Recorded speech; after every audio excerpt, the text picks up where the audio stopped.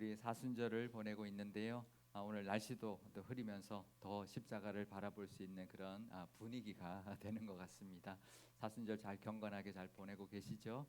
네, 절기는 우리 신앙에 참 유익합니다. 왜냐하면 우리가 한 해를 시작하면서 분주하고 또 이렇게 시작하다가 또 봄이 오면 우리 시야가 금세 세상으로 향할 수가 있거든요. 근데 사순절을 먼저 보내면서 하나님의 은혜를 돌아보고 또 우리 십자가를 묵상하면서 봄을 맞이하고 시작하게 된다는 것은 절기의 참 큰 은혜의 모습입니다. 만물이 되살아나고 새순이 돋는 이 계절에 죽어가는 우리를 살리시고 새 생명을 주신 그 십자가, 우리의 영혼도 새롭게 주시고 살려주신 그 생명의 십자가를 묵상하는 이 사순절은 우리에게 큰 의미가 있고 또 귀한 절기입니다. 우리 영혼도 다시 꽃피우고 또 새순이 돋는 그런 우리 사순절이 되시기를 바랍니다. 오늘 말씀은 시편 78편인데요. 시편 78편에 보면 아삽의 마스길이라고 설명이 첫머리에 붙어 있습니다. 마스길은 깨닫다, 생각하다라는 뜻을 가진 단어인데요. 그러니까 아삽이 지은 그런 이제 깨닫는 시, 뭐 이제 생각하는 시, 뭐 이런 의미겠죠. 교훈의 시라고 볼 수가 있는데요.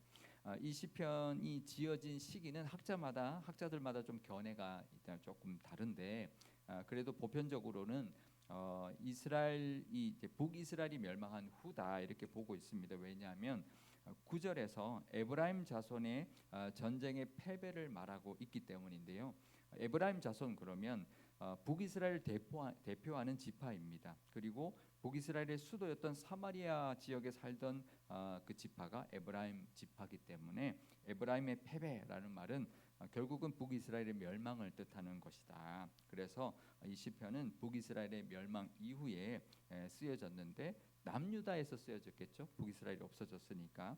그러니까 이 북이스라엘이 멸망한 것을 보고 그 교훈을 삼아서 남유다 사람들에게 교훈하는 시 이렇게 볼 수가 있습니다.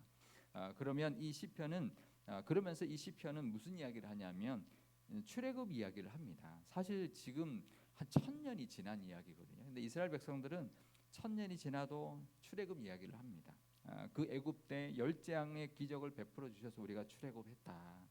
홍해를 갈라 주셔서 바다를 건넜다. 또 낮에는 구름 기둥, 밤에는 불 기둥으로 우리를 그 광야에서 인도해 주셨고 물과 먹을 거리가 없는 그 광야에서 우리를 먹이셨고 40년을 먹이셨고 물도 내 주셨고 정말 만나와 메추라기로 먹여 주신 은혜. 또 우리가 이제 옷도 해지지 않고 신발도 해지지 않도록 지켜 주신 그 은혜를 이야기합니다. 사실 우리도 하나님이 함께 주신 우리나라의 역사가 있지만 1000년 전 이야기는 잘 안 하잖아요. 근데 이스라엘 백성들은 출애굽을 붙들고 가는 거죠. 그 하나님의 은혜를 늘 기억하고 붙들고 갑니다. 그 엄청난 경험을 하면서 광야를 지내왔던 그 광야 이스라엘의 백성들이 모습인데 지금 우리가 그 은혜를 누리고 지금 이렇게 살아가고 있는데, 근데 이 시편에서 말하는 건 뭐냐면 그런데도 우리가 이러함에도 여전한 모습이 우리에게 있다라고 말을 합니다. 그 이러함에도 여전한 모습이 사실 몇 가지의 모습으로 오늘 함께 나눠보려고 하는데요. 그 첫 번째 모습은 시편 78편 32절입니다. 이러함에도 그들은 여전히 범죄하여 그의 기이한 일들을 믿지 아니하였다. 그러니까 그렇게 하나님께서 역사해 주시고 해도 그 여전히 그러함에도 여전히 믿지 못했다라는 거예요. 이스라엘 백성들은 400년 동안 애굽에서 노예 생활을 했습니다. 근데 정말 한순간에 열재앙을 하나님이 베풀어 주셔서 그 출애굽을 하게 됐죠. 그 400년 동안 노예로 있던 그 땅을 떠나오게 되었습니다. 그리고 그 애굽에서 나와서 조상들에게 약속했던 그 가나안 땅을 향해 드디어 가게 되었고요. 바다도 갈라주시고 그 40년 동안 만나와 메추라기도 먹여주셨고 물이 없는 곳에서는 반석에서도 물을 내려주시는 기적을 베풀어 주셨습니다. 그러니까 어느 나라 민족이 또 어느 조상들이 이런 기적을 보기나 했겠습니까? 아마 이 직접 본 적이 한 번도 없는데 이들은 그걸 보고도 그 광야에 있었던 이스라엘 백성들은 여전히 믿지 않았다는 거예요.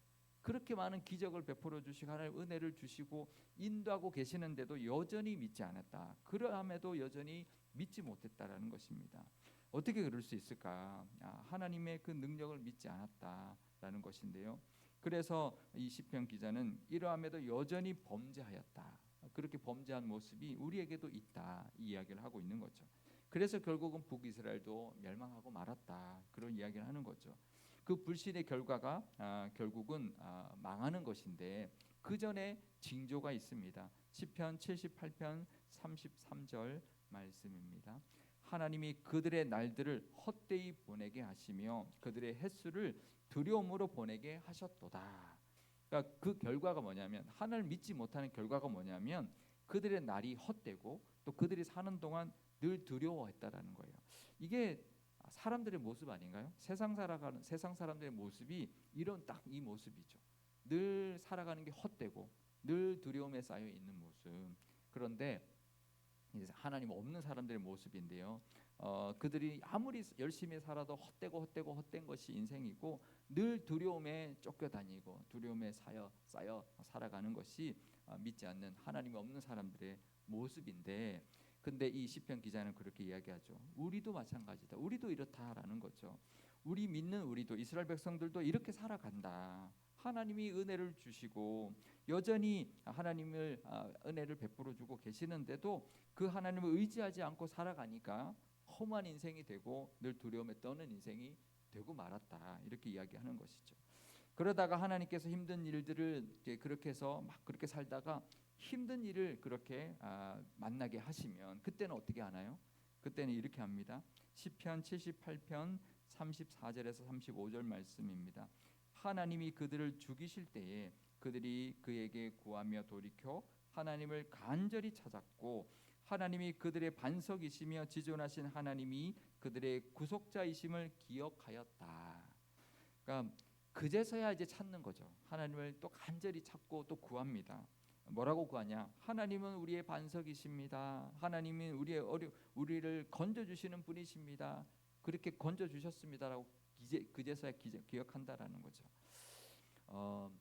신앙의 모습을 재밌게 표현하는 그런 이제 이야기들이 있더라고요. 뭐 종이 신앙이 있대요. 종이 신앙은 뭐냐면 비가 오면 교회 안 오는 젖을까봐 젖어서 이제 찢어질까봐 교회를 안 오는 종이 신앙이라고 하더라고요. 소방차 신앙이 있습니다. 뭘까요? 소방차처럼 요란한 막 이렇게 그런 신앙일까요? 불 나면 소방차를 부르는 것처럼 무슨 일이 생겨야 하나님을 부르는, 무슨 일이 꼭 생겨야 하나님, 그때는 또 엄청 간절히 불러요. 하나님 이렇게, 그죠? 평소에는 안 부르다가 뭐 일 나면 난리가 나는 거죠. 막 불러세요 막 이렇게 소방차 부르듯이 소방차 신앙 되면 안 됩니다. 그죠? 늘 하나님을 찾고 하나님을 가까이 하고 동행하는 삶을 살아야 되는데 평소에는 아무 일도 없는 것처럼 살아가다가 불 나면 이제 소방차 부르듯이 하나님을 찾는 거죠.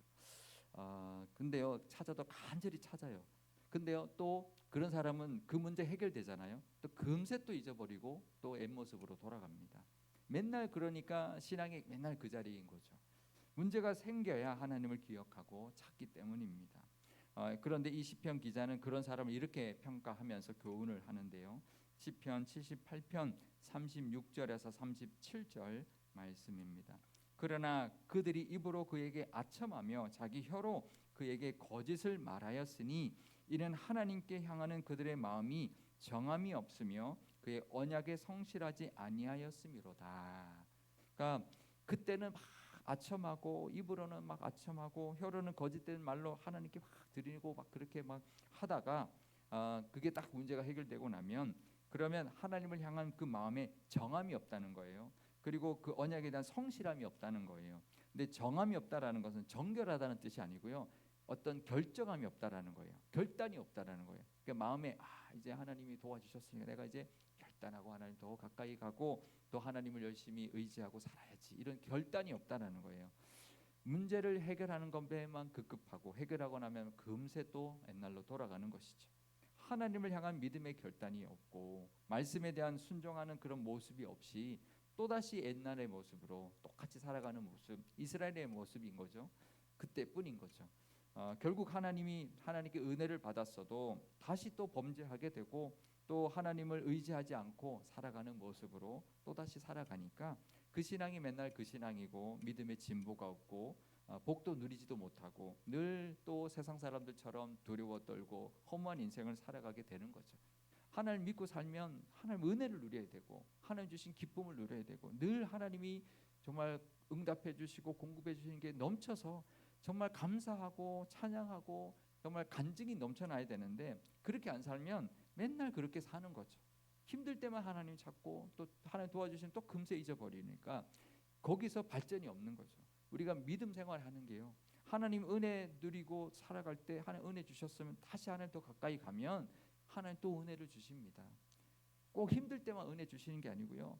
우리를 필요로 하시고 채워주시고 또 예비하셨다가 공급해 주신 은혜가 있으니 정말 우리가 확 간절히 하나님을 찾고 확 난리를 치지 않아도 늘 하나님과 함께하고 하나님 신실하게 결단하며 하나님의 말씀에 늘 의지하며 동행하며 살아가면 하나님 채워주십니다. 그러면 감사가 넘치죠.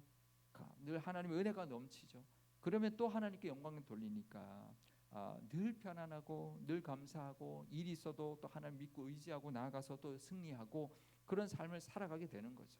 그러니 안 믿는 사람들이 정말 제대로 믿는 사람들을 보면은요 달라요.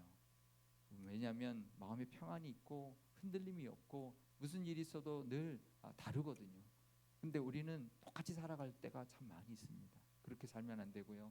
하나님 의지하고 늘 살아갈 때 하나님이 채워주시고 우리가 정말 필요한 것 내가 하나님 앞에 구하지 않았어도 다 채워주시고 예비해 주신 은혜를 누리게 되면 또 기뻐할 것이고 하나님 앞에 영광 돌리게 될 것입니다. 그러면 더 하나님의 은혜가 감사해서 찬양하고 또 그런 믿음의 모습으로 우리가 살아가게 될 것입니다. 그런 믿음으로 살아가시기를 바랍니다. 그런데요, 이런 우리에게도 이런 모습이 있는데 그런데 이런 우리에게도 있는 그러함에도 여전한 모습만 있는 게 아니고요. 하나님의 이러함에도 여전한 모습이 있습니다. 은혜죠. 이러함에도 여전히 사랑하시는 은혜가 있고 우리가 모습이 이러해도 여전히 우리에게 베풀어 주시는 은혜가 있습니다.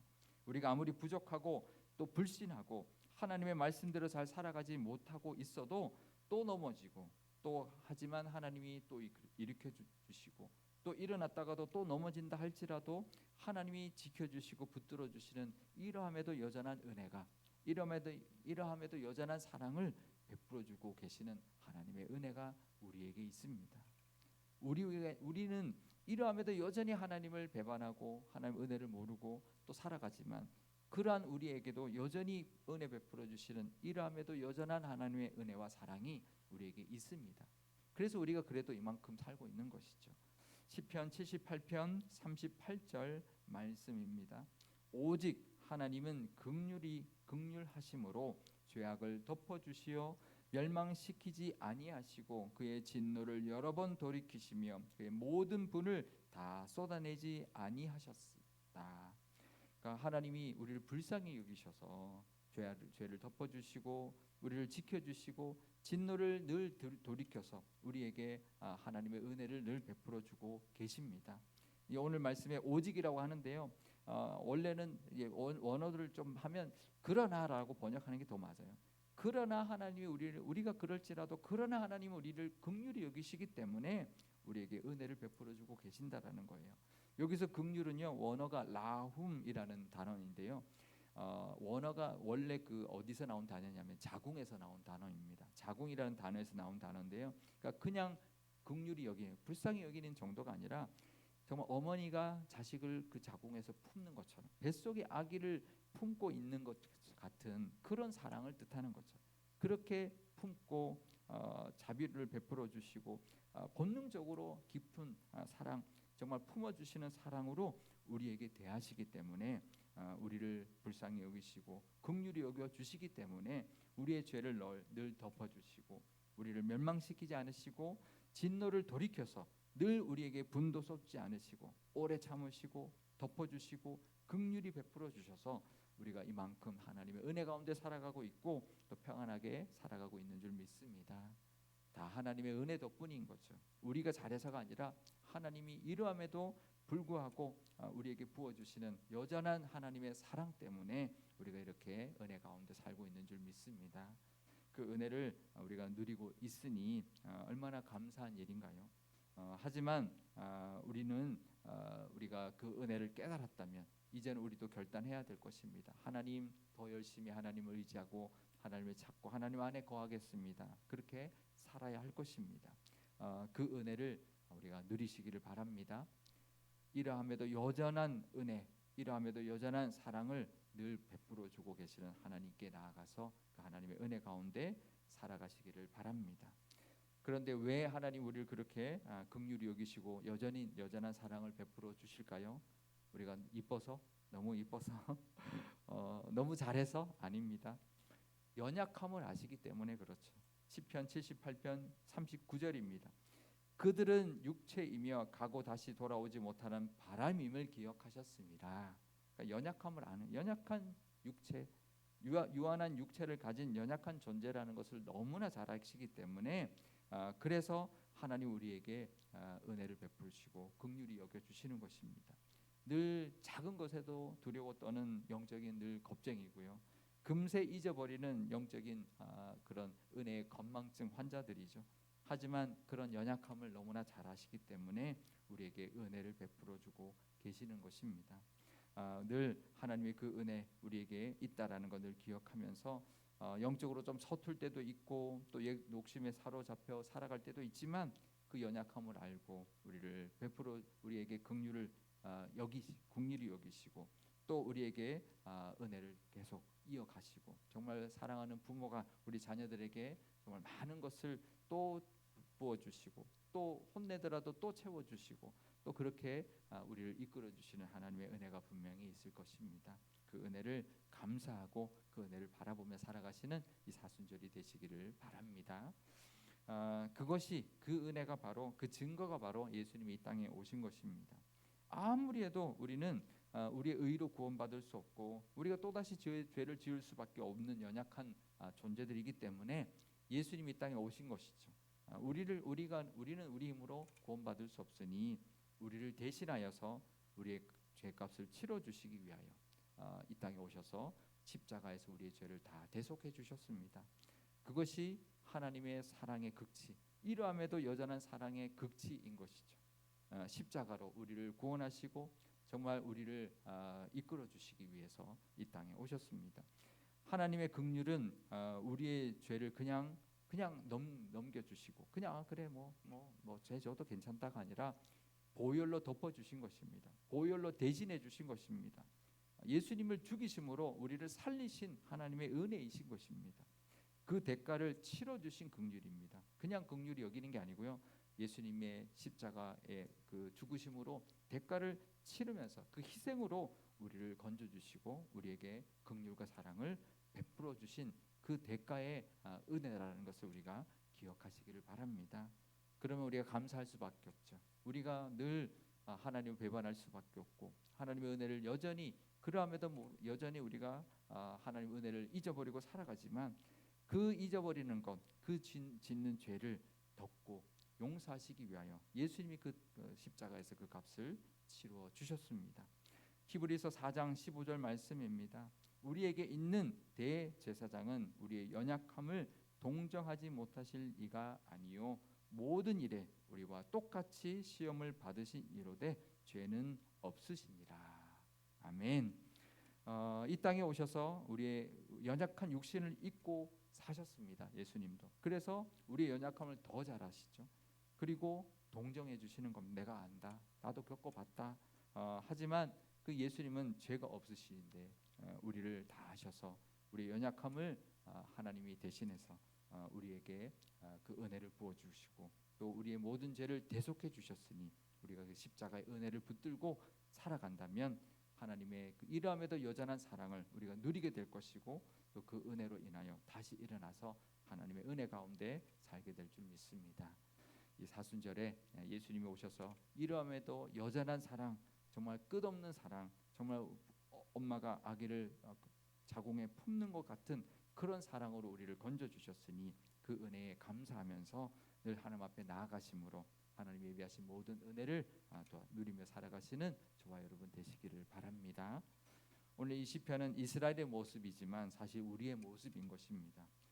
불나면 소방차 부르는 것처럼 무슨 일이 생겨야만 하나님을 간절히 찾는 그런 우리의 모습이 아니라 늘 하나님 앞에 간절히 나아가서 늘 하나님을 찾고 찾으며 늘 하나님을 또 의지하며 살아가실 때 하나님께서 분명히 우리에게도 은혜 주실 때 그 은혜를 붙들고 다시 한번 하나님의 뜻대로 하나님과 함께 살겠습니다 결단하는 그런 이 사순절 되시기를 바랍니다.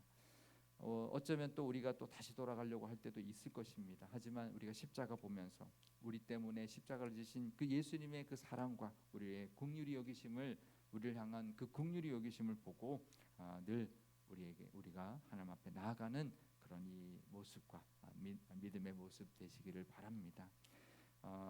우리를 위하여 십자가를 지신 예수님이 우리에게 있습니다. 우리의 연약함을 아시고 우리의 연약함을 불쌍히 여기시고 이끌어 주시는 예수님이 우리에게 계시기 때문에 지금 현재형으로 우리를 내려다보시면서 우리를 지켜주시고 이끌어주고 계십니다.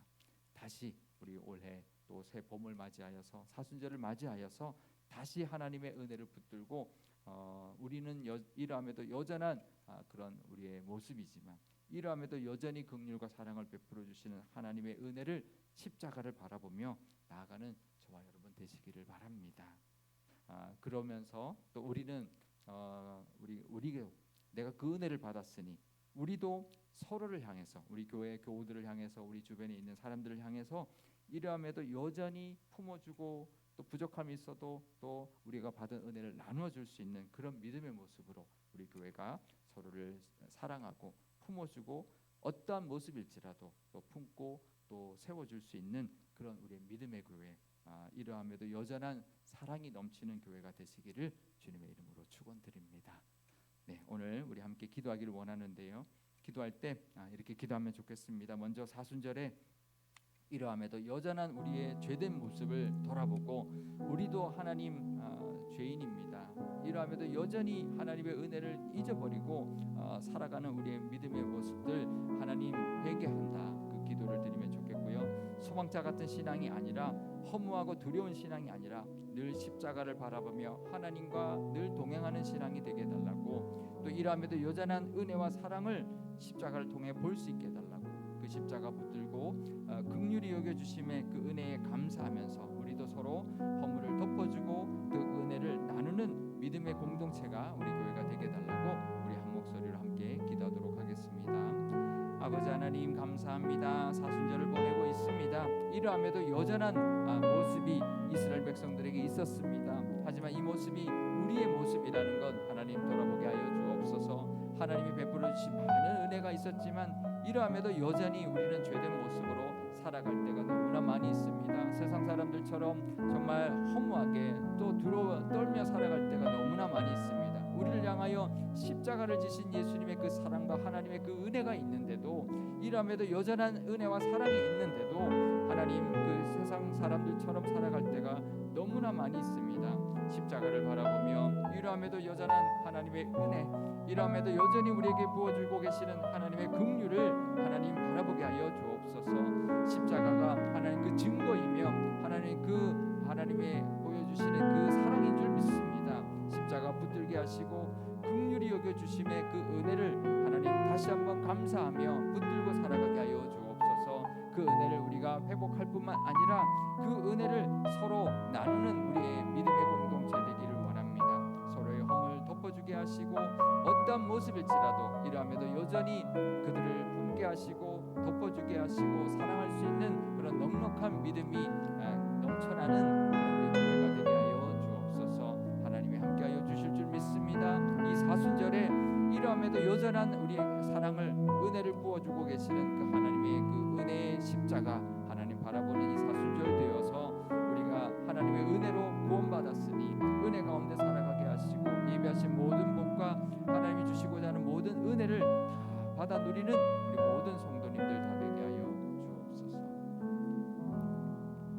하나님 아버지 이러함에도 여전히 하나님을 의지하지 않고 범죄했던 이스라엘 백성들의 모습이 우리의 모습임을 고백합니다. 하나님께 은혜를 잊고 나면 그때뿐인 그런 믿음의 모습을 우리가 살아갈 때가 너무나 많이 있습니다. 우리의 연약함을 너무나 잘 아시는 하나님께서 이러함에도 여전한 은혜와 사랑 베풀어 주고 계시니 감사와 영광을 올려드립니다. 그 긍휼과 사랑이 십자가의 그 희생으로 치러주신 대가로 베풀어 주신 것임을 늘 기억하고 또 되새기는 이 사순절이 되게 하여 주옵소서. 그래서 하나님 기뻐하시는 모습으로 살아가게 하시고 우리 교회도 십자가의 은혜로 서로를 덮어주며 서로에게 정말 힘이 되고 사랑이 넘치는 그런 만발하는 봄꽃 같은 복이 넘쳐나는 교회가 되게 하여 주옵소서. 우리 구주 예수님의 이름으로 기도드리옵나이다. 아멘.